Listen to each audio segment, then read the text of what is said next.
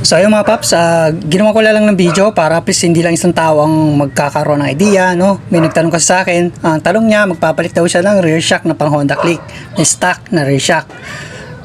Tapos magpapalit din siya ng 1990 na tire.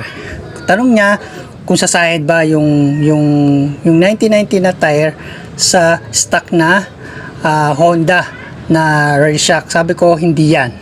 No, mga paps, para sa kaalaman ng lahat, lalo sa mga newbie, kung magpapalit kayo ng rear shock na pang Honda Click, rear shock na stock na pang Honda Click, tapos maglalagay kayo ng 1990 sa likod, hindi po yan sasayad. Yan sa akin, oh. Yan. Pero hindi ako naka Honda Click, stock pa rin to, yung rear shock ko. Okay, halos same lang din naman sila ng size. So maliban na lang yan kung magpapalit kayo ng aftermarket na makapal yung spring. Siyempre pag makapal yung spring at naka 1990 kayo, posibleng sumaya dyan yung gulong nyo. Okay?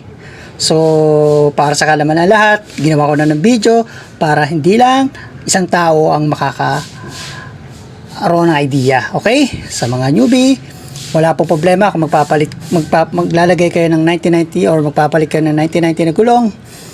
Tapos, Honda Click na stock na reel, hindi yan sasayad. Okay? Hindi yan sasayad. Pwede nga kayo mag 100 180 na tire kung stock na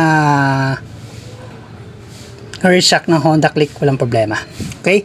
Same lang din naman sila na size. Maliban na lang kung bulky yung spring ng ipapalit yung rear shock. Sasahid talaga yan. Kahit 1990 yung ano. Okay. So, yun lang mga paps. Short video lang to. At sana, nagkaroon kayo ng konting idea. So, ginawa ko na ng video para mas maunawaan nyo at maintindihan nyo, lalo na sa mga newbie. Ilang? Right chip lagi. Bye. Takbong pogi lang lagi. Peace out.